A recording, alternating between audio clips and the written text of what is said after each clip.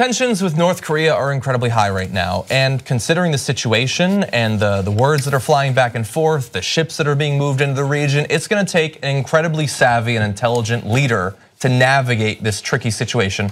Unfortunately, we're stuck with Donald Trump. And so let's see what his position on North Korea is. He recently met with the Chinese president and revealed this about his discussion concerning what should be done with North Korea. After listening for 10 minutes, I realized it's not so easy. I felt pretty strongly that they had a tremendous power over North Korea, but it's not what you would think.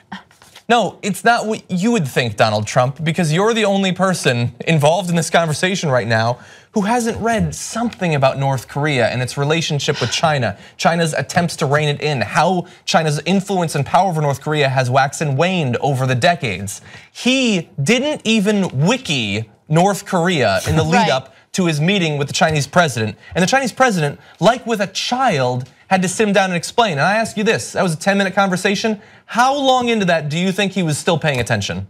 I mean, I don't know, but if 10 minutes was enough to convince him that this is not a simple, clear-cut issue, then fine, that's then we're good screwed enough. that he had to have that we are screwed. I mean, I feel like anyone who pays any attention to the news is aware of the relationship that China has with North Korea, and maybe not the nuances of that, but at least the reasoning for why China continues to support North Korea, whether or not you agree with it. But the thing is, you have to have some level of intellectual curiosity about this issue or about foreign policy.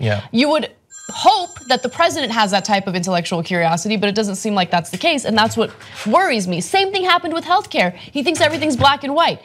Healthcare good, Obamacare bad. We want good healthcare. Let's go with good healthcare. But that's not how the world works. But also getting your information from China about North Korea. That's such a good point. That's not where you go to get it. Yeah, you're hating on China before, but now all of a sudden you trust the leader of China to give you the correct information about what's going on. They had cake together. You can't trust that guy. It was a big, beautiful cake. Huge cake. It was big and beautiful. That's true. Yeah, although now I have to worry if it was actually stored at the right temperature. We'll get into that in the second hour. I have to say that I feel personally lied to because I've always been the person who's willing to give him a chance and to be fair to Donald Trump. And he said back during the campaign that, okay, maybe he doesn't know the specifics of foreign policy now, but by election day, he'd know so much it'd make your head spin. He lied to me. He didn't actually do the research. So I think I might not vote for him again, unfortunately. But look, this is an incredibly dangerous situation, and it's not just a dangerous situation for us here in the US. Obviously, there are huge ramifications for us, especially here in LA, when it comes to missile technology being developed by North Korea. But the people who, if a conflict took off, would bear the brunt of it, would not necessarily be us, to some extent Japan, but it would be largely South Korea that could suffer in a way that we haven't seen in decades and decades on this planet. And for him to go into this situation, to start threatening North Korea before he understands what can possibly be done in regards to it, that's not just dangerous, that's suicidal, that's a lunatic's behavior. And unfortunately, he's doing that as like the fourth most important issue to him right now. Like he's also dealing with Syria, maybe he still wants to do healthcare. Possible nuclear war with North Korea is like a third or fourth issue.